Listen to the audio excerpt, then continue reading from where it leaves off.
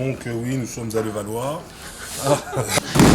Avant un championnat du monde comme celui qui va se dérouler à Paris, on a envie d'être en confiance, d'être au mieux. Et, j'avais besoin de faire une séance technique avec mon coach et mon sparring parce que voilà, ils font partie de ma vie au quotidien. Et surtout, on a bossé toute cette année et j'en avais besoin. Voilà.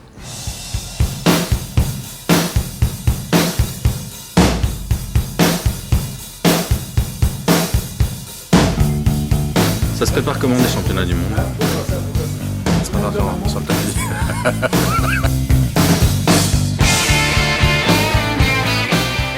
Avec le club, c'est surtout des séances techniques pour la plupart.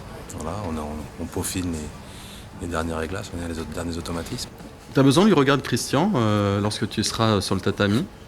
Tu as besoin de ses cris, de ses encouragements? Pas de ses cris, mais de le voir, parce qu'il crie pas beaucoup. Juste de loin, on sait comment on fonctionne. Voilà, je sais lire sur ses lèvres, je sais quand il fait des gestes avec ses bras, je comprends. Donc ouais, j'en ai besoin.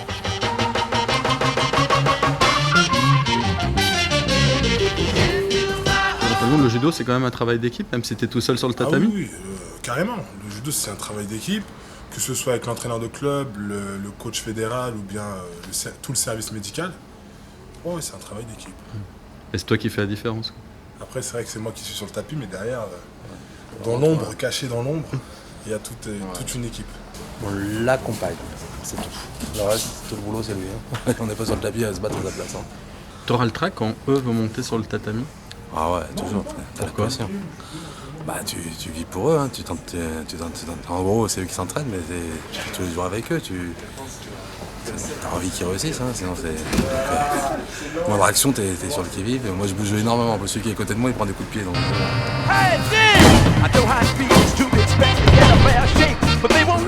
Non, je regarde et puis en même temps je le vis et puis de temps en temps je gueule. Bon, des fois ils m'entendent pas toujours, mais bon, c'est pas grave. Et t'es content quand ils t'entendent ou quand ils t'entendent pas? Je préfère pas ils m'entendent. Mais quand j'arrive à être près du tapis, ils m'entendent. Puis il y a des athlètes comme Teddy, comme Gévris qui me captent directement.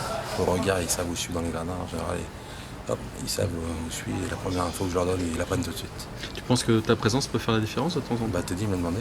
Donc la frappe, non, c'est pas faire la différence, mais ça leur apporte une petite confiance, je pense, et puis en même temps, de temps en temps, un petit truc sur le moment où ils ont pas vu. Surtout pour ceux vraiment qui sont habitués à travailler ça. J'arrive.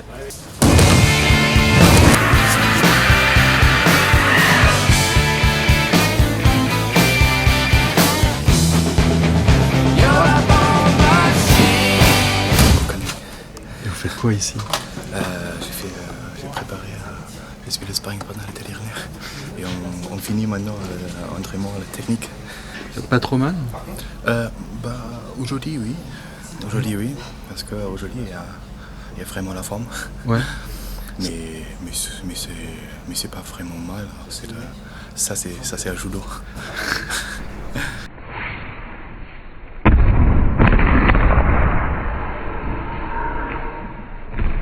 Est-ce que tu penses qu'un regard d'un entraîneur, etc., ça peut aussi faire la différence lorsque tu es sur le tatami?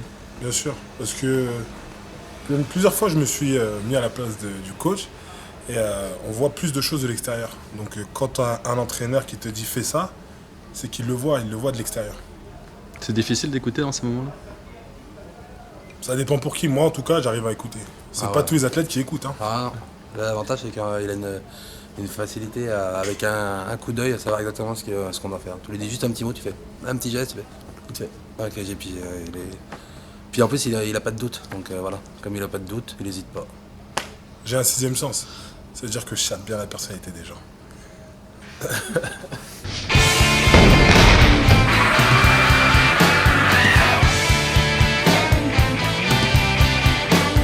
Salut à tous, je vous donne rendez-vous samedi 27 à Bercy. Il va y avoir des moments forts.